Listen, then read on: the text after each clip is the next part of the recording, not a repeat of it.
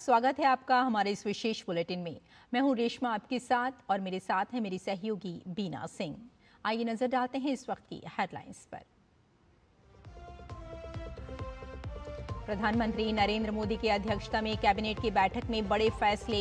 जल जीवन मिशन की अवधि दिसंबर 2028 तक बढ़ाई। तमिलनाडु के मदुरै हवाई अड्डे को अंतर्राष्ट्रीय हवाई अड्डे के रूप में घोषित करने को मंजूरी। पश्चिम बंगाल और झारखंड के 5 जिलों में 2 मल्टी ट्रैकिंग परियोजनाओं को भी दी मंजूरी। लोकसभा में स्पीकर ओम बिरला के खिलाफ अविश्वास प्रस्ताव पर चर्चा। संसदीय कार्य मंत्री किरण रिजिजू का पलटवार। कहा, नेता प्रतिपक्ष विदेश में जाकर देश को करते हैं बदनाम, जबकि ओम बिरला ने सदन में किए कई रिफॉर्म्स। सुप्रीम कोर्ट ने पश्चिम बंगाल एसआईआर मामले में न्यायिक अधिकारियों पर सवाल उठाने पर जताई नाराजगी। तकनीकी खामियों को सुधारने का दिया निर्देश। मुख्य चुनाव आयुक्त ने बंगाल में चुनाव की तैयारियों से संबंधित स्थिति का किया आकलन। कहा, पारदर्शी चुनाव कराना हमारा लक्ष्य। पश्चिम एशिया में जारी संघर्ष के बीच केंद्र सरकार ने ईंधन आपूर्ति को नियंत्रित करने के लिए की जरूरी व्यवस्था। कहा, इस समय ईंधन की आपूर्ति में कोई कमी नहीं। ईंधन की आपूर्ति सुनिश्चित करने के लिए 3 सदस्यीय एक समिति गठित। घरेलू उत्पादन में 10% की वृद्धि। तीसरी बार T20 विश्व कप जीतने वाली भारतीय टीम के लिए बड़े इनाम की घोषणा। विश्व विजेता टीम को 131 करोड़ रुपए का पुरस्कार देगा बीसीसीआई। खिलाड़ियों को कोचिंग स्टाफ और अन्य सहयोगी स्टाफ में राशि होगी वितरित।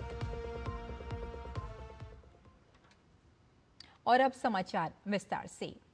सरकार प्राकृतिक गैस के उत्पादन को विनियमित करने, आपूर्ति बनाए रखने, समान वितरण और उपलब्धता सुनिश्चित करने पर जोर दे रही है। सरकारी सूत्रों के अनुसार सरकार इस स्थिति पर 24 घंटे नजर रख रही है। आवश्यक वस्तुओं की आपूर्ति को नियंत्रित करने की तैयारी में है। शिकायतों के समाधान के लिए 3 सदस्यीय समिति का गठन किया गया है। सभी रिफाइनरियां अपनी पूरी क्षमता से काम कर रही हैं। भारत के पास कुल 70 दिनों की भंडारण क्षमता है। अन्य देशों की तुलना में भारत की स्थिति का काफी बेहतर बताई गई है।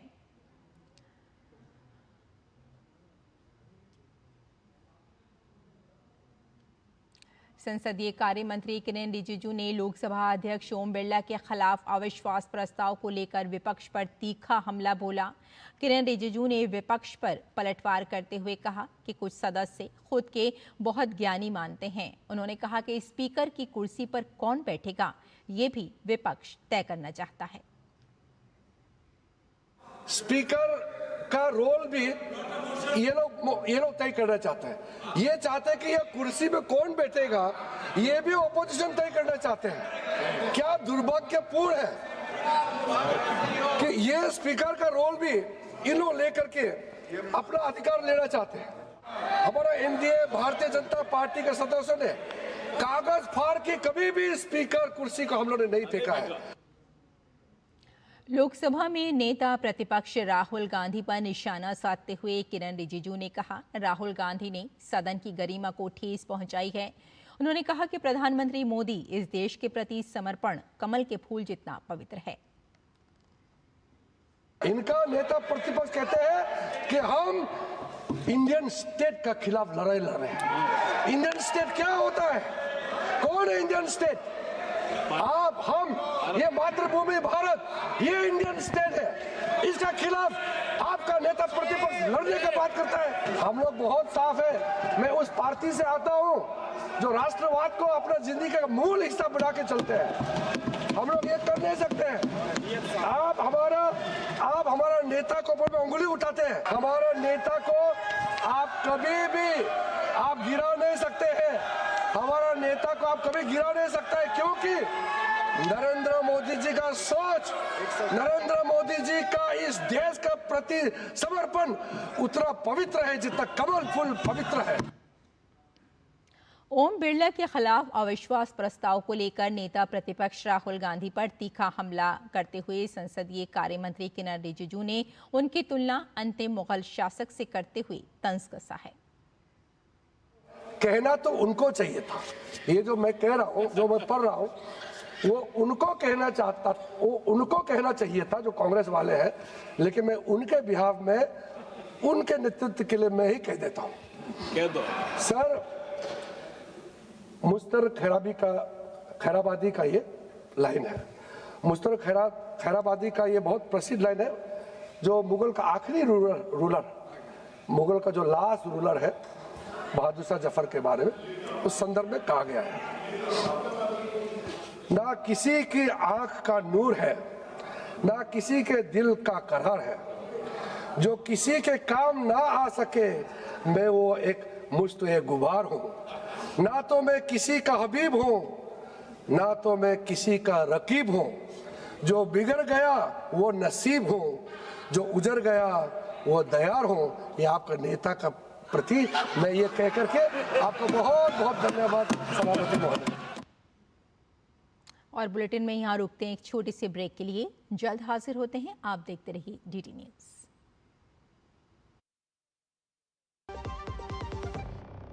जब धरती चीर कर निकलता है लोहे का पत्थर और मिलता है मोंगिया के जोश से, फिर तपता है, पिघलता है और बनता है फौलाद।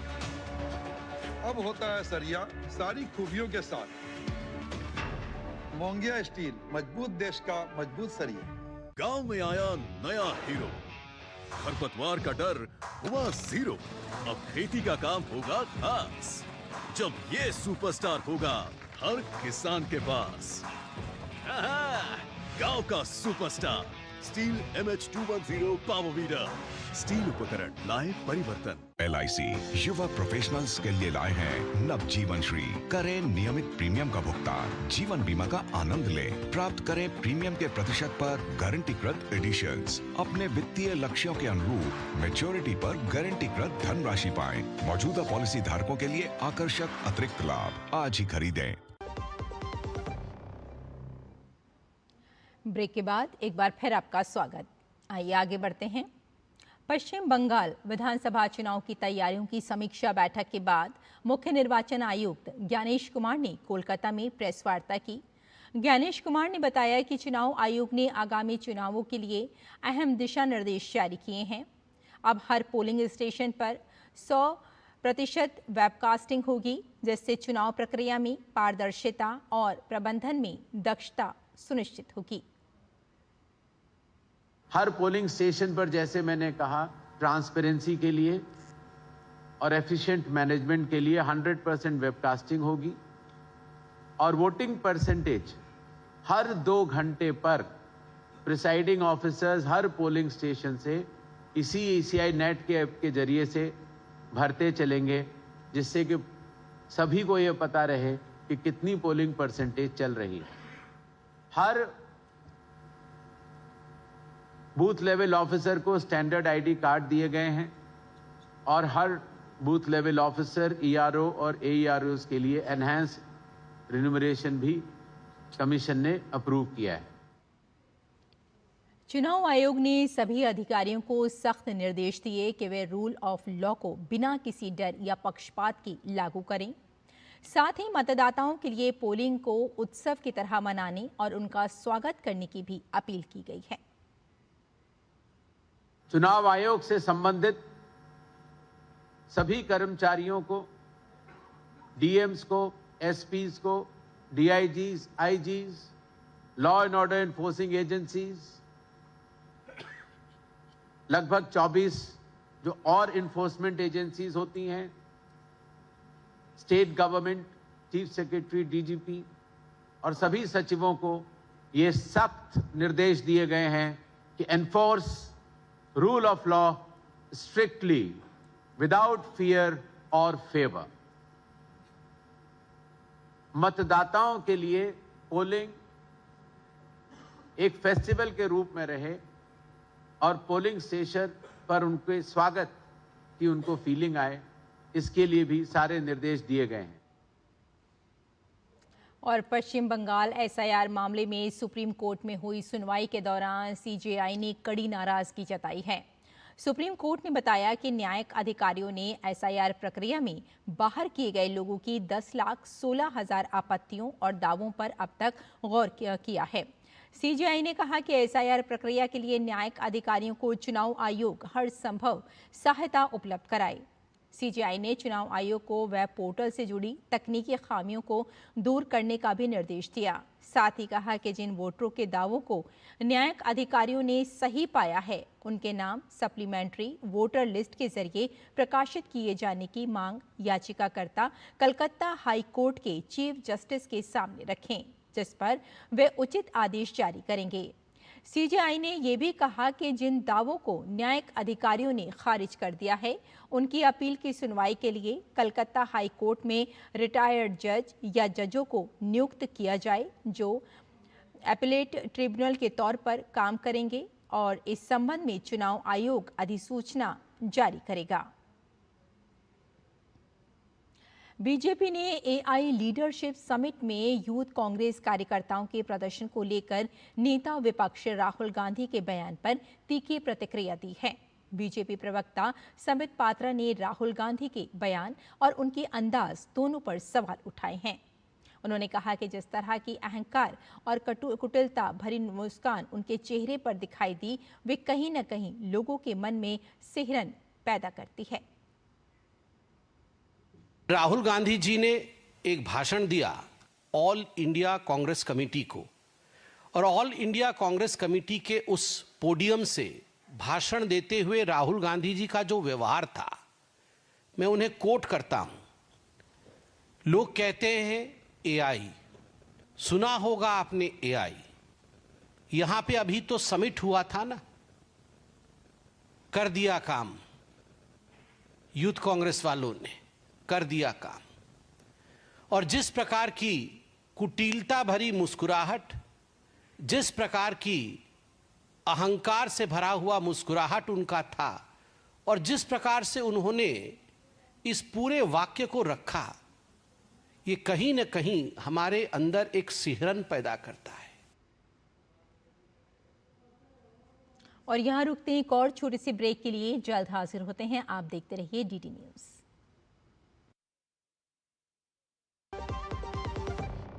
ट्रिंग ट्रिंग। हेलो, मैं तुम्हारे पापा के बचपन का दोस्त चतुर चाचा। प्रणाम चाचा जी। उनसे बेटे 5,000 लिए थे, अभी अभी तुम्हें ट्रांसफर किया है बेटे, पर गलती से 50 चले गए। पेमेंट मैसेज चेक कर लो बेटे, और बाकी 45 मुझे लौटा दो। आपका मैसेज बाद में, पहले अपना बैंक अकाउंट चेक कर लो। मूर्ख ना हूँ मैं। शाबाश। यूपीआई कहता है कोई नकली पेमेंट का मैसेज भेजकर पैसे वापस मांगे तो उसे कहो मैं मूर्ख नहीं।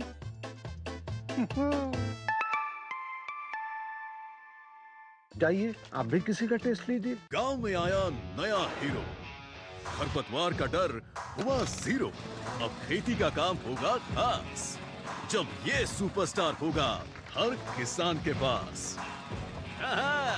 गांव का superstar steel MH210 power weeder. Steel उपकरण लाए परिवर्तन।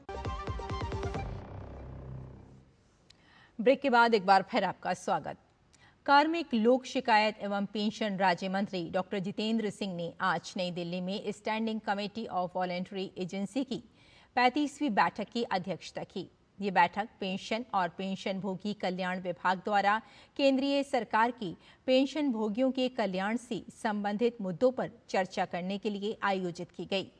इस बैठक में नीति समन्वय मजबूत होने और शिकायतों का समाधान होने पर जोर दिया गया।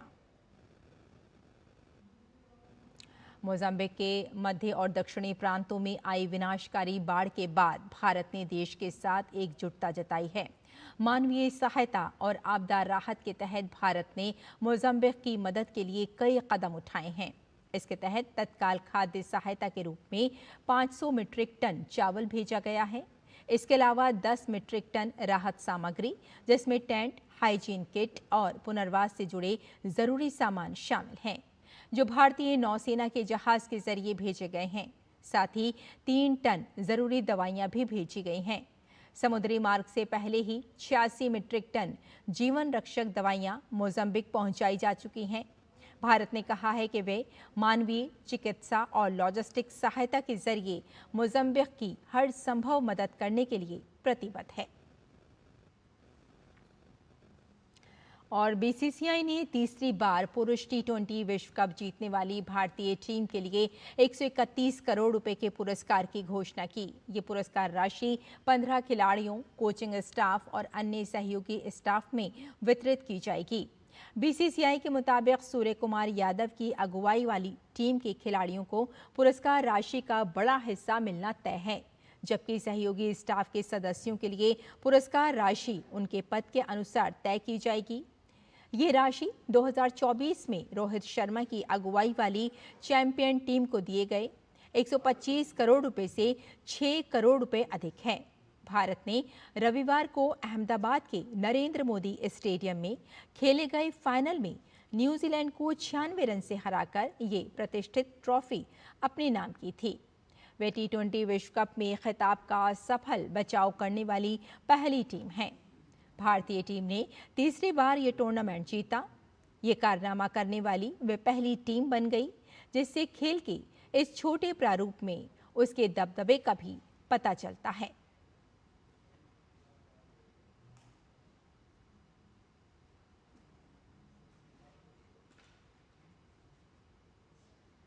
तो हमारे इस विशेष बुलेटिन में फिलहाल इतना ही। मुझे और मेरी सहयोगी बीना सिंह को यहीं अनुमति दें। नमस्कार।